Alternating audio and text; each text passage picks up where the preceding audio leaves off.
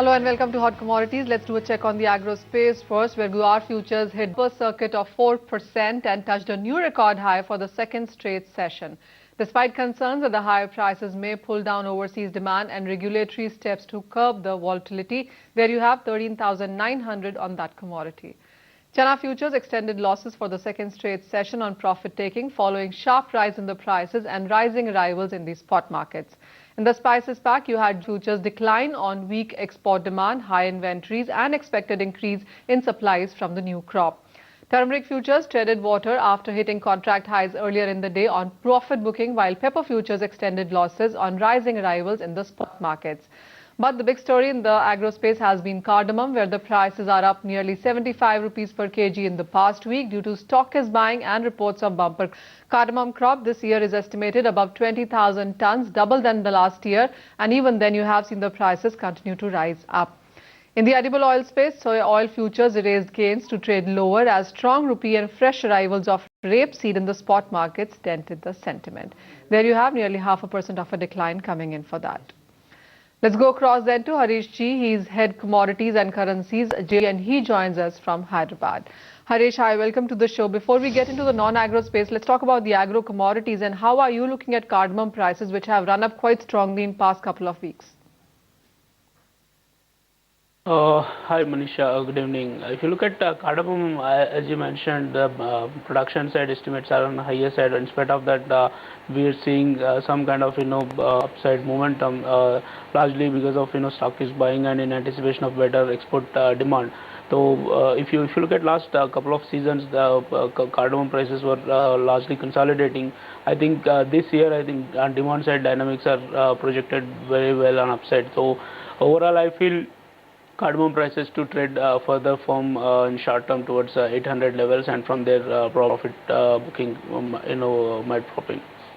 Harish, we'll come back to that commodity just yet again, but there are reports coming in of a blast in a car outside the Israeli embassy in the New Delhi.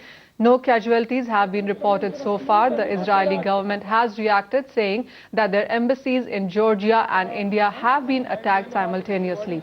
They have confirmed that all their employees are safe as of now, but those are the fresh footages that you can see.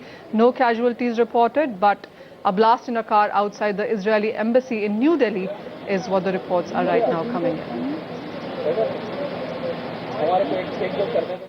Harish, coming back to you, you were saying that cardamom prices might see 800 plus kind of levels, but are you concerned with the kind of prices that we are seeing? Because Guatemala has prices at $8 per kg, while Indian prices already are at a $14 per kg. Is that a concern really?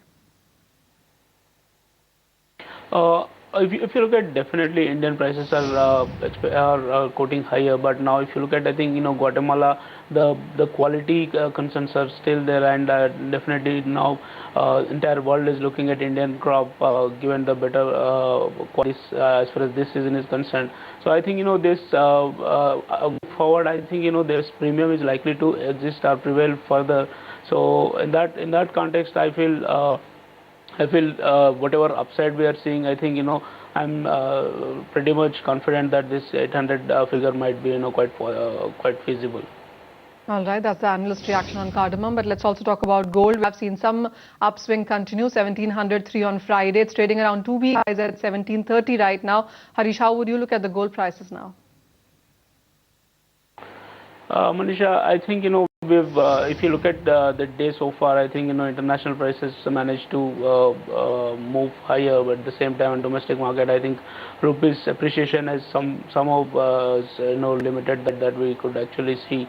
Now what we see is, I think for the evening session, gold's upward movement is likely to continue further, and though the range is likely to be thin between 28,000 on lower side and 28,250 on higher side, but we prefer to buy on dips because as long as international market gold prevails above $65, I think there's no reason for to sell short sell, or instead any dip I think should be used for accumulating more gold.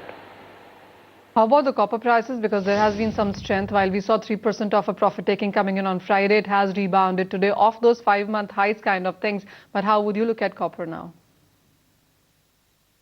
Copper, if you look at, I think, the inventory side, if you see, I think, there is a consistent depletion we are seeing. At the same time, I think, the enough stocking is taken place in Shanghai.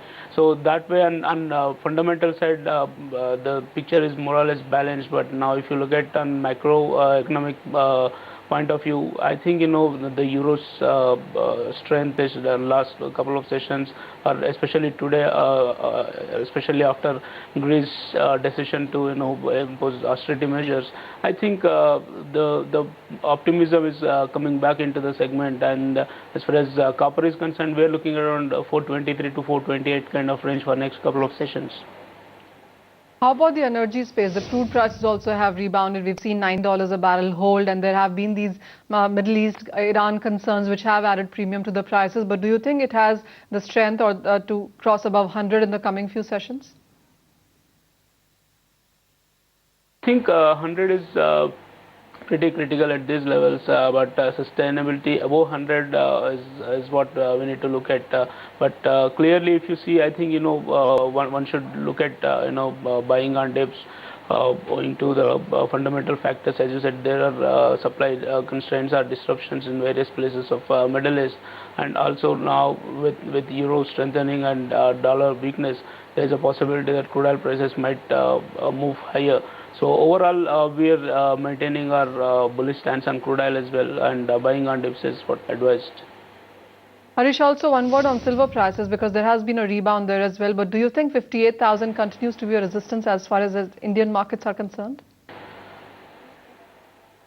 I think 58 has become a very critical resistance area. But if you look at silver, unlike gold, I think silver is likely to consolidate. And in a short-term view, if you see, I think it should trade between 56 to 58,000, and only break or convincing break above 58,000 will only confirm further upward trend.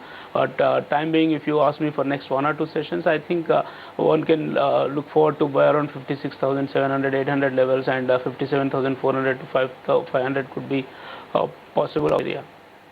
All right, Harish, we'll let you go at that. Thank you so much for joining us. That's the view coming in from JRG. They are bullish into all of those non-agro space, gold, copper and crude. They're advising a buy into all of that.